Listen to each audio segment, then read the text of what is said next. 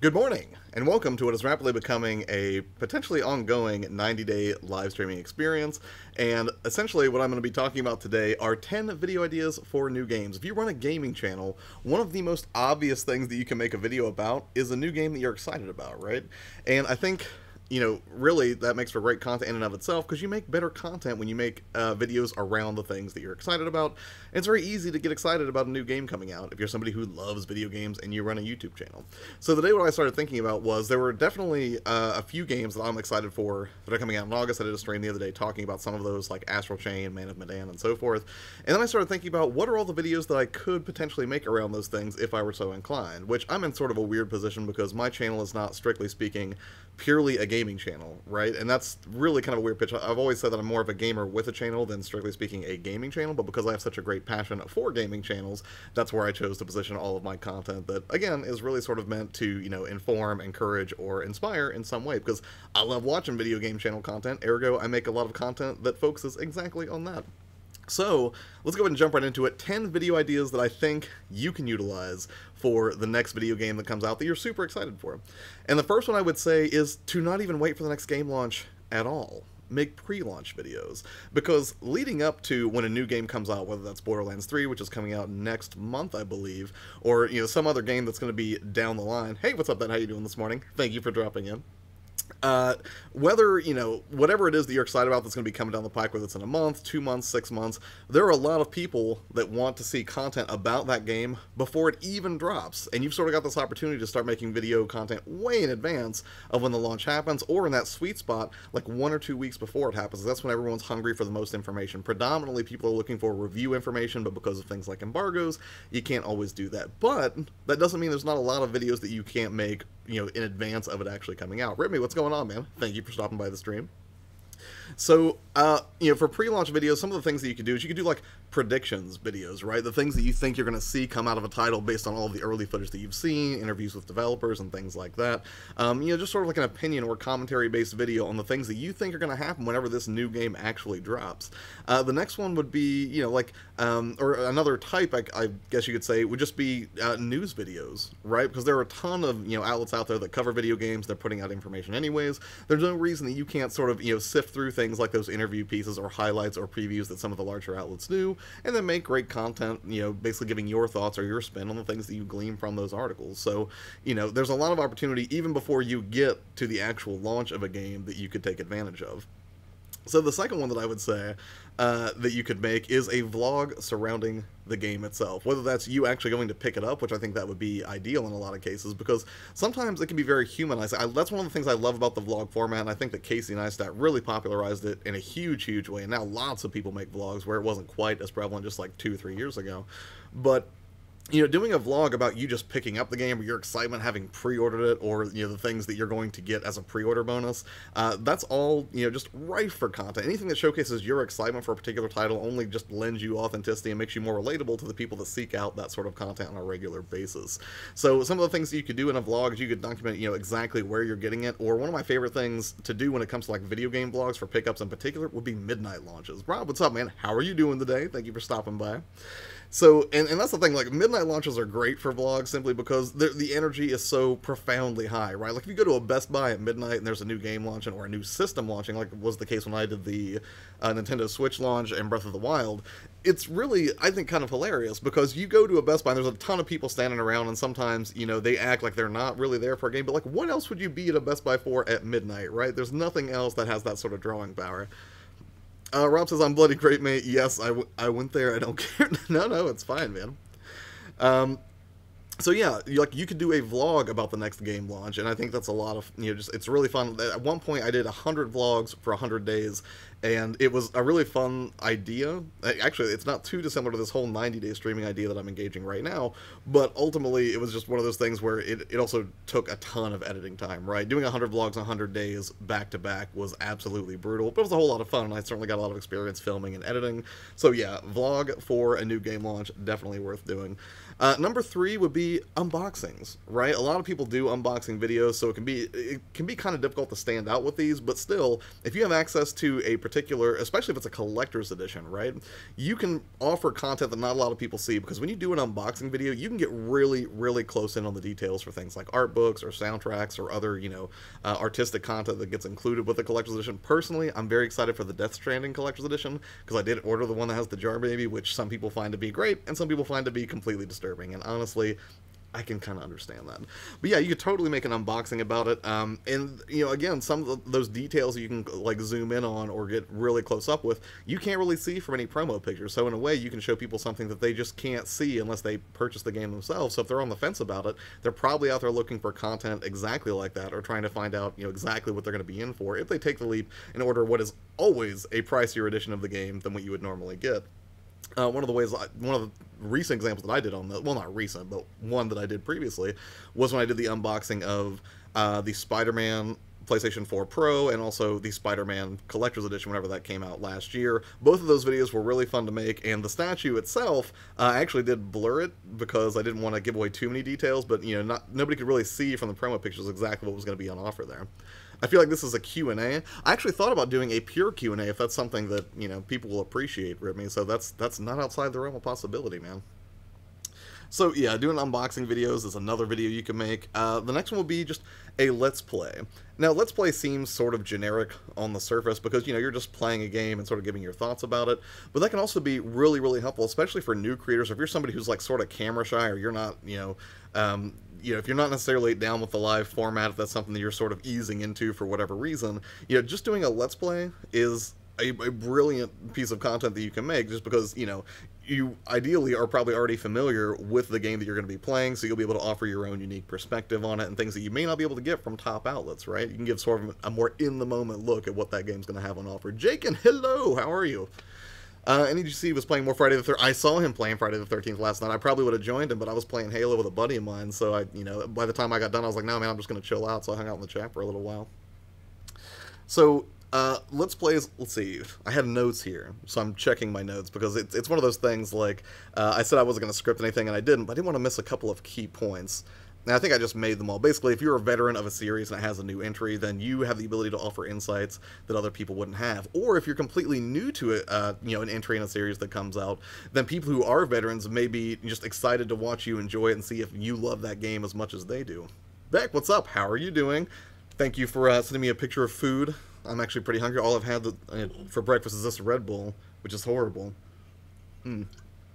So yeah, Let's Play is definitely a good idea, and the natural extension of Let's Plays, if you have no problem being on camera and you have the means, stream the game. Stream your first experience with it ever. I actually did this recently with Fire Emblem. Not like right when I got it, but it was after I was a little bit into the game. And it's funny because a lot of my friends, including some of the people in here, are nuts about Fire Emblem right now. And I had said over and over that historically I was not a huge fan of tactics games, and I kind of live stream my experience to kind of show people how I was reacting to it or what I thought of it. And jury's still out for me on Fire Emblem in particular, but live streaming is, aside from just giving you an opportunity to let other people see you enjoy that game for the first time, it's a two-way street, right? You can engage. It's not just like this create, consume sort of scenario, right? Even now, as I'm doing this stream, I can sit here and go through these points, but I have the ability to sort of hop into the chat and, say hey to somebody or something like that, and then, get back to what I was talking about. Jacob says, I killed Claude. You would kill Claude Jacob, you monster. I don't agree with that at all, but yeah, live streaming is a great way, and then also you get some bang for the buck there, right? When you live stream something, first off, obviously in the moment you get that video and you get that interaction with people who are taking the time to watch your stream, but then afterwards you get a published video that people can continue to watch, and that's sort of a strategy I'm using with these videos right now, is trying to front load with helpful content, and then if people want to stick around and chat afterwards, like, totally fine, but, the average viewer may hop in and not want to watch all the chatter afterwards, but at least they get, like, the meat of what I'm trying to put on offer up front. And, actually, if you want to take that a step further and think about it, once you have that published video, there's no reason you couldn't download a copy of it from YouTube and then make sort of a highlight reel for promotional purposes, like on Twitter, Instagram, or any place that'll let you just, upload quick clips of videos, for example. It happened last night. You sound so excited just from killing Claude, Jacob. I killed Zach in Crisis Core. I haven't played Crisis Core forever. Okay, sorry, I have to focus. I'm going to get back to the list of other video ideas you can make.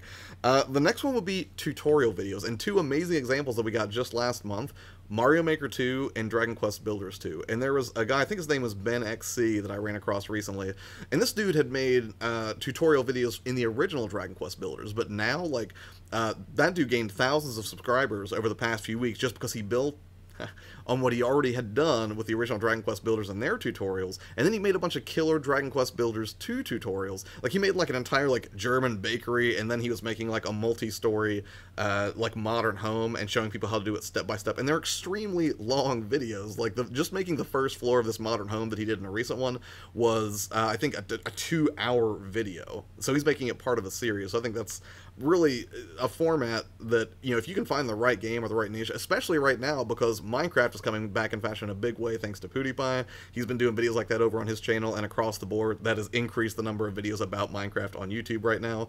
And I think last month, for the first time ever, Minecraft videos, how was it? I think it was Minecraft videos outranked Fortnite for the first time since, like, 2017 or something completely insane. That's the PewDiePie effect in action, apparently. But if you can make tutorial videos, whether it is about Fortnite or Minecraft, or one of the early ones that I did on this channel when I was still sort of finding my way before I pivoted to YourPlayerTwo and everything, was I found that I would get a ton of success by making tutorial videos about Destiny 2 raids. You know, just doing, Destiny 2 raids, and then I guess their equivalent of dungeons. Now I can't remember the name because I haven't played Destiny in so long, but essentially for certain quests and everything, I would just do, like, I would record the entire part of me playing it, and then throughout I would sort of comment on it and be like, hey, you know, watch out for snipers up on this ridge over here, or, you know, if you're trying to grab these orbs, you know, this is the path that'll probably get you to them more quickly. So tutorial content is great because it tends to be evergreen in a way. Like, not all the way, like, it's not purely timeless, because eventually people would stop playing Destiny 2, for example. But at the same time, people who come to that game, and, you know, since that's sort of a lifestyle game, right? That's like a games as a service game where, you know, they release the game and then they release a ton of content that trickles out over the course of years because they're hoping people will keep coming back and buying things through microtransactions. Because a game like that has so much longevity, if you can make solid tutorials for a game like that, then you stand to gain a lot of traffic over time, because people will always be, you know, looking, one, just for new information whenever, you know, like, new content like that drops, but then two, if they're a new player and they're struggling with certain aspects of the game, then you stand to be the resource that they will come back to consistently if that's something that you focus on. Say his name right. What, Cloud? Wait, did I say that right? Or are you talking to Nightcore? So yeah, tutorial videos, I think, are definitely a piece of content that are worth making. Next up will be just like a retrospective, and I think this is actually more valuable than a lot of people realize, especially for games that have a ton of entries in the series. And a recent example that I can think of for this would have been Dragon Quest XI. Now, Dragon Quest XI came out, I believe, last year on the PlayStation 4. I actually have a copy of it. I haven't started it yet because I'm holding out for Dragon Quest XI when it comes out on the Switch, because that's supposed to be the more complete version or have more content. It's like the definitive version whenever that comes out. But one of the things is, the only Dragon Quest games I'd ever played were Dragon Quest Builders 1 and 2. I had never played another entry in the series, and I'd heard nothing but praise about Dragon Quest XI, and there's an amazing review of that game that I would urge anybody here to check out from Tim Rogers over on Kotaku. It's about 40 minutes long, and I don't typically like long videos on YouTube, right? I find them to be a little bit exhausting, that's why I don't make many of them, but he did an incredible review, and I watched that thing like 3 or 4 times. It's hilarious, it's thorough, it offers perspectives that I've never seen a reviewer talk about in a video game. Easily one of my favorite videos of this year. But long story short, I did not necessarily know if I could dive into Dragon Quest XI, again, because I'd never played a Dragon Quest game before. So my natural sort of, you know, thought process was, should I play this game? Like, am I going to miss 10 games worth of lore and content that I would need to appreciate Dragon Quest XI? Not to mention all the spin-offs like Dragon Quest Builders or Dragon Quest Builders 2, which I hadn't beaten yet, which I have now. And just so you know, Dragon Quest Builders 2 is a tremendous investment, so if you think it looks fun, be ready for that. But, you know, doing a retrospective like that to help like newcomers to a series get up to speed is you know, just an incredible piece of content that you can put on offer. One, it kind of helps people know what they're in for a particular entry in the series, or if it's not part of a series, you can still do a retrospective on things like the person who designed that game and their history making other games and elements that you think might carry over from those titles into this one. One that I can think of specifically, if I wanted to talk about Death Stranding, would be, you know, talking about Kojima's work on Metal Gear Solid and what gameplay mechanics or themes would be likely to carry over into Death Stranding, for example. Correct, let's see. it's Pew, like Pew Pew from a laser gun. I should know that, as I own the trilogy of GTA games for PS2 on my PS4, Jaken.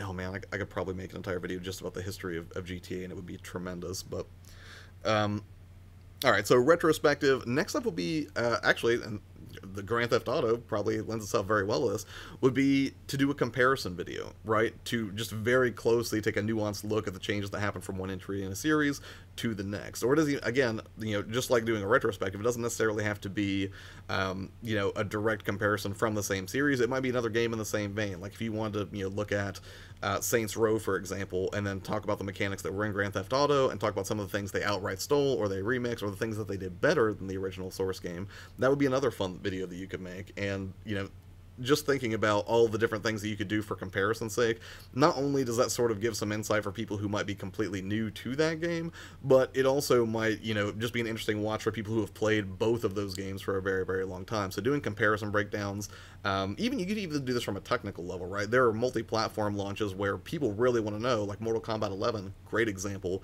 comes out on the Nintendo Switch as well as the PlayStation 4, so naturally one of the first things people wanted to do was figure out which one should I get, because yes, you get portability with the Switch, but how much are those graphics going to take a hit if you opt for that platform, which is running hardware that isn't exactly modern and up to date? So that would be another one, just doing a comparison type video of new games that are launching. And finally, of course, the one that I wanted to save for last because it's the one that everybody's going to try to do, and that is a review of the game. Now, I'm split on this because on one hand, I personally don't like doing pure reviews for games because I think it's a very difficult thing to do because the search engine traffic is tremendous if somebody's looking for a review of a new game, but especially when it comes to AAA titles, like you're just going to get swamped by bigger, more established YouTubers and news outlets that typically do reviews of games that are more trusted sources, places like, well, depending on your perspective, IGN, Kotaku, or Polygon, for example. Although I don't think Polygon does many video reviews nowadays. I think they mainly do Reddit. So you can do a review of a game, but I guess I would say that if you decide that you want to go that route and actually do a video game review, I would try to look for a way to stand out and distinguish yourself somehow, whether that's visually, whether that's in your tone, whether that's how you position it. Maybe you do a review in a list style format, but just saying like, hey, here's review Dragon Quest 11, unless you already have like a really established following or you're hyper optimized, and even then there's no guarantee that you're going to get a lot of play on that video. But ultimately, reviews are super fun, and there's a reason it's one of the most common formats that gaming channels flock to, is because you're already excited for a game and you're already completely entranced by the idea of spending a ton of time with it, and once you do, you have a lot of insight into it. And I think there's a misconception that just because a smaller YouTuber or a smaller outlet does a review, that somehow it's not as nuanced or it's not as in-depth or it's not as comprehensive as what you would get from a larger site. Sadly, that's not true, but again, because of the way search engines work, it's a lot harder to stand out with that format, but still, if you enjoy doing it, it's one that you could absolutely craft to run a new game. So that about wraps it up. Those are 10 different 10 different types of videos that you could make around the next video game launch if you're so inclined and you run a gaming channel. So that is it for this morning. But Jaken, Beck, Nightcore, anybody else in the chat, how are you doing this morning, and what are your plans for today? He was saying Claude is pronounced Claude, Josh. Isn't it pronounced Claude? Jake, can you see that Avery from Vice City is the new DLC for GTA 5 Online? That's the thing. Like, I also saw that they're doing I think my dad texted me this, actually, telling me there was going to be a major shift to how Red Dead was going to be online, which that's one of those games that, if I had to think about the games that are most shamefully rotting on my backlog, Red Dead Redemption 2 would definitely be up there. I think I'm 40 or 50 missions in, so I think I'm about halfway done with the game, give or take, but the fact that I haven't spent more concentrated time on it is kind of a bummer. It's not the best, because I had a tremendous amount of fun with it, but it's weird, like, so many people were turned off by those first few missions on Red Dead, and I think that's just because it's so slow, but, like, I hate to be that guy who's like, yeah, just give it like 6 to 10 hours, and then it gets really good. But it really does. Like, you start off very slow, sort of isolated in the mountains, but then the game ramps up considerably, and it's an incredible game. Yes, you mispronounced it earlier, is what Jacob was telling you. I'm sorry, Jacob. I know I have the grammar police in here today, okay? I didn't, but I haven't played GTA 5 in a while. I haven't played GTA 5 in a while, and actually, there was a video that I made like in 2013, I want to say. It was like a GTA 5 glitch that somebody had shared with me, and I made a video showing people how to do it. And that video got thousands and thousands of views for years. I don't think I have it up on the channel anymore. I think I finally retired it. But I always thought it was like an interesting example I could point to of just creating a tutorial or helpful content and just, you know, how much life something like that can have. Like, if I thought that the Destiny videos did well, I mean, they would, you know, would get a few thousand views, I think, over the course of them being up. But then that GTA, I think it went close to 50, 60,000 views or something completely insane. So definitely an argument to be made for helpful content. So, what have you guys been playing aside from Fire Emblem? Anything else, or is this just completely dominating your life right now, Jagan? Just out of morbid curiosity. I only know because just about every ad on YouTube that has anything to do with gaming is GTA 5 Online, even during WWE. I haven't seen a ton of like ads for that pop up before anything that I watch lately. Josh, did you pre-order the Mana Collection on Amazon? It's $7 off, so $33. I pre-ordered it, but I pre-ordered it from Best Buy. And that's something that I definitely want to check out. And I mean, like, I know I could have gotten it digital, but again, I like physical games. And right now I know there's like this big discussion floating around YouTube where people are like, oh, you know, like, are retro games even worth buying and all that stuff. But I don't know, the more I think about physical versus digital, like, even like, true story. So this is what happened to me yesterday. I was looking for a game. Actually, I couldn't find my Black Ops 4 disc. I have no idea what happened to it. Jake, and for all I know, you took it when you came over here to hang out. I went downstairs and I was like, you know, where all my games are on that one shelf, and I brought them up here, which is where I do most of my gaming and, you know, video production and all that stuff. And I brought up like 10 Xbox games with me. I was like, you know what, these games have been on my backlog for a while, and, you know, I'd like to play through some of these. One of them was like Wolfenstein: The New Order. Another one was, I think it was Ori and the Blind Forest. And what others did I grab? I can't remember all the titles. They're over there on the shelf, but as soon as I brought them upstairs, like, I had to fire up my Xbox, and I was going to play Halo 5 with a buddy of mine last night. And one of the things I noticed was just about every single game I brought upstairs was already on Game Pass. And I was just, I don't know, it was kind of disconcerting, just because it's like, hey, you know, I bought these physical games, they're in my collection, I would like to play them this way, but it just seems like we're, I don't know, just driving so hard towards digital that it makes me wonder how much long physical really has to survive. My guess is probably somewhere in the neighborhood of 10, maybe 15 years before they're going to try to make the leap purely to digital. But that's the thing, like, I don't know which of the big three, or now I guess technically you could say it's the big 4 or 5, because technically Apple's getting into the game. You know, Google Stadia is obviously, you know, going to be a contender. Maybe we'll see how well that streaming works out. But I'm very curious to kind of see, you know, what is that going to be, that first move, right? Because in a way, Xbox kind of already tried it this generation. They just got completely demolished by Sony from a marketing perspective, from a PR perspective, because their whole thing with like DRM and locking down discs and everything, and then launching at a price that was $100 more than the PlayStation 4.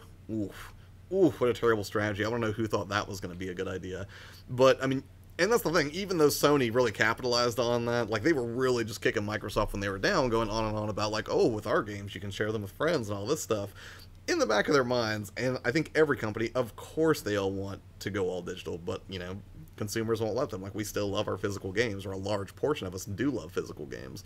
So, taking that into consideration, I want to know who's going to be brave enough to make that first move and say, yes, we have a console, it has no disk drive, there's no way to put physical media in this thing. Like, Microsoft's made, you know, with its, you know, Xbox One, what's it even called? The Xbox One, oh yeah, the Xbox SAD, the Xbox One S all digital. It doesn't have a disc drive, which is kind of crazy too, because they didn't even launch it at a competitive price point relative to what you could get with an Xbox that had a disc drive. So, you know, I feel like that's a baby step in the right direction, but, you know, I think it's still going to be a little bit before one manufacturer's willing to go all in on digital and just be like, no, this is the way it has to be, because they're going to take such a hit that year from people that demand physical games. I play NBA 2K19 and more, but mostly NBA. I play like no sports games unless they're like the hyper arcadey sort of style, like you know, Mario games. Like Mario Tennis is a game I would play. You know, like NBA Jam. If it's super arcade, I'll play. Ultra realistic sports games, I have zero interest in, and never have, probably never will. I can't believe I'm saying this, but I regret being upset at this month's PS Plus free game. Ooh, what are the PS Plus free games for this month? I don't even know. Last month it was Detroit Become Human, and what else was it? I'm trying to remember now. Was it Edith Finch? Was that what it was? August PlayStation Plus free games.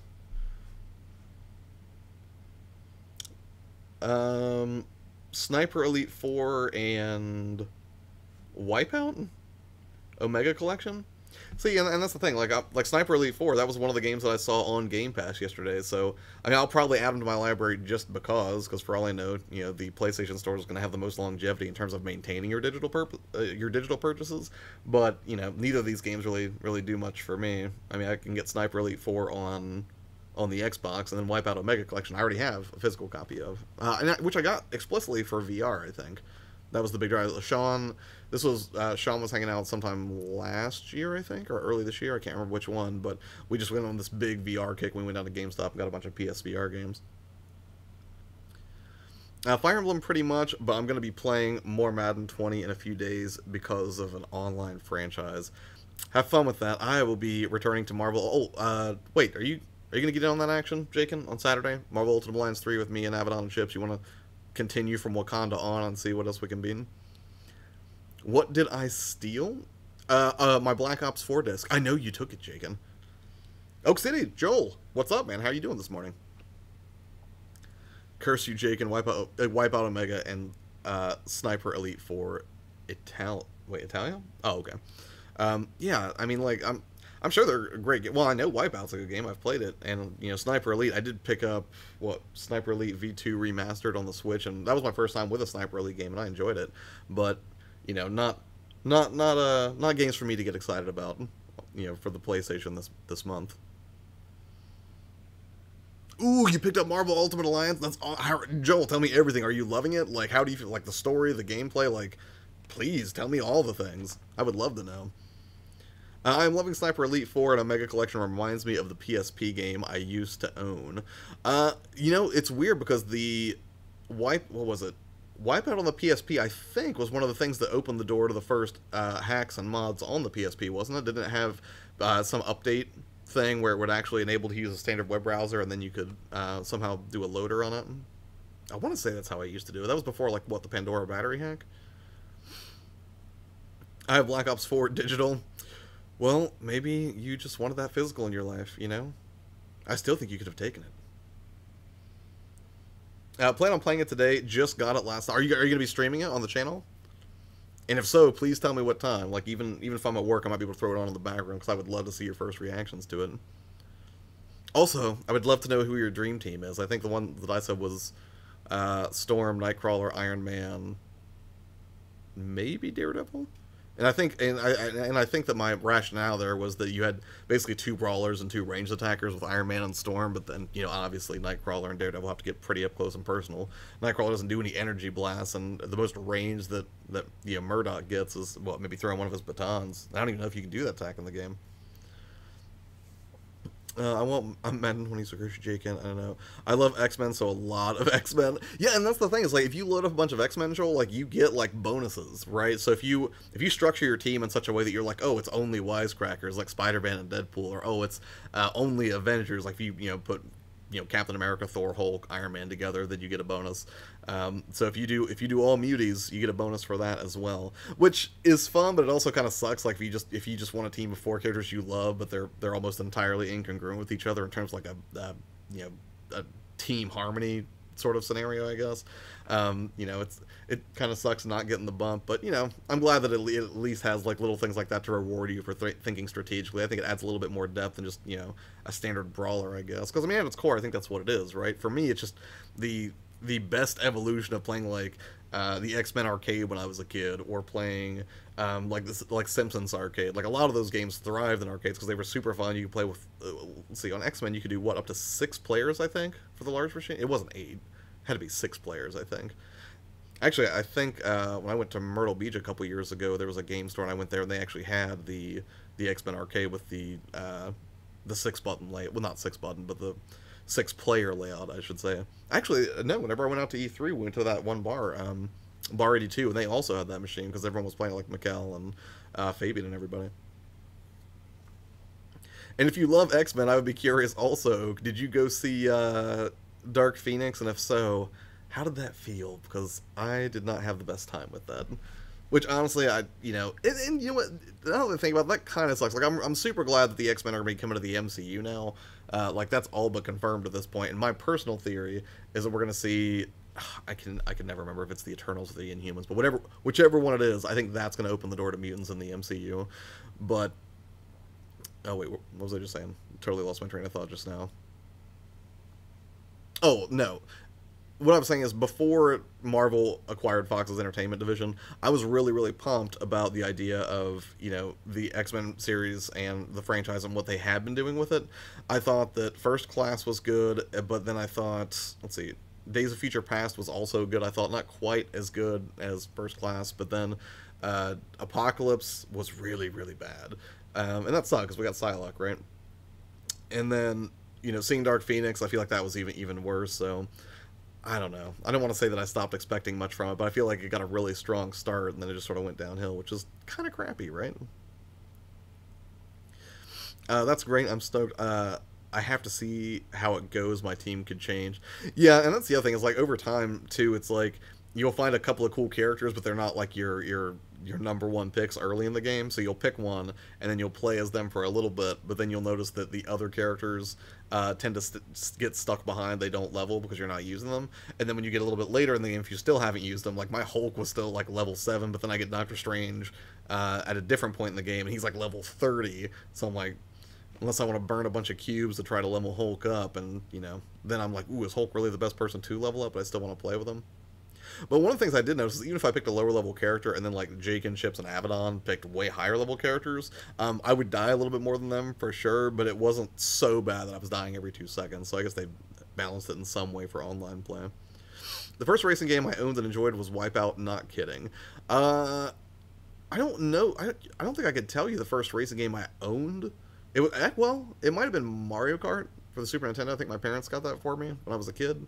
But prior to that, I remember the first racing game I ever played was Pole Position. Not on the Atari, but it was an arcade machine. And this thing, nobody knows how it got there. Like, my dad used to take me with him to work now and again. He did multimedia production full time. That was his job when I was a kid.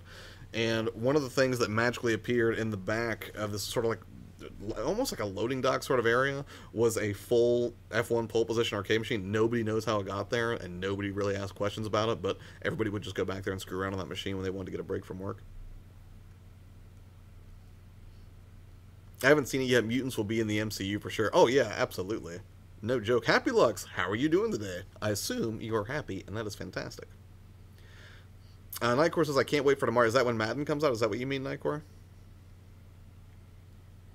I don't think there are any games rapidly approaching this week that I'm really pumped for. Let me see. Where do you guys go to keep up on information about new release titles, or the stuff that's going to be coming out like immediately? Because usually I'll just go to like Best Buy and try to sort by date to get an idea, but I know there's got to be a better resource out there than that. It just seems like every time I go to find someplace, it's just like a blog post from some site that only lists some of them, but not all of them.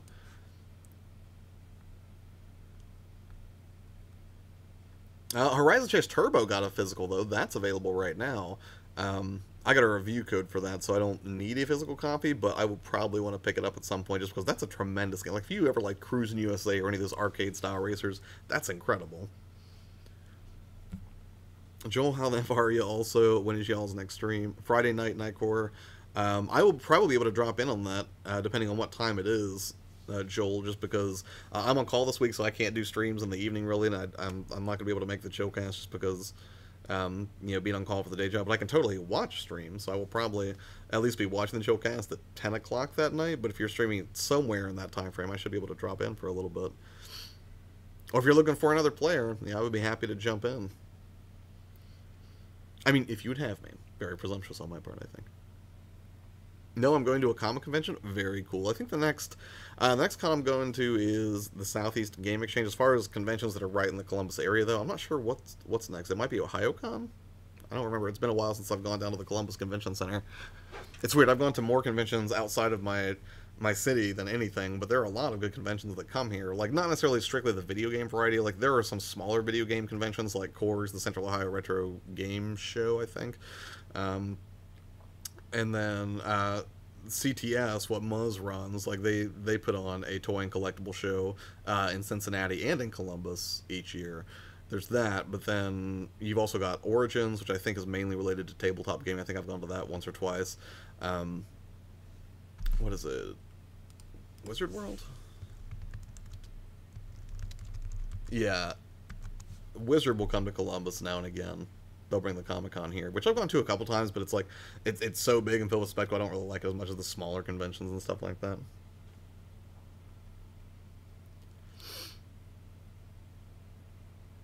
Oof, I'm going to be at Terrificon. Is that the name of the... What is Terrificon?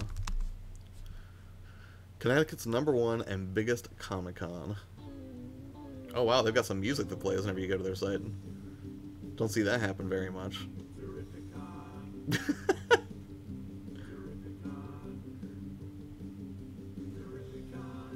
Oh, looks like Kevin Smith's going to be there. That's cool. Yeah, actually, I'm kind of bummed out because Jay and Silent Bob reboot is going to be coming out soon, and it's coming to Columbus. They're going to be showing it at Studio 35, and Kevin and Jay are going to be there. And I went to buy tickets, but I was kind of trying to coordinate with a buddy of mine to see if he wanted to go too. And in my waiting, sadly, all of the tickets sold out. So, kind of a bummer. Not the best. But I think I'm going to go ahead and wrap the stream up right now. Yeah, I've got about 20 minutes before I got to get ready for work. So anyways, thank you guys for hanging out. And for anybody who's coming here after the fact, thanks for, listening to me go back and forth in the chat. And also, I hope you got something good out of those 10 video ideas for the next video game launch that comes out.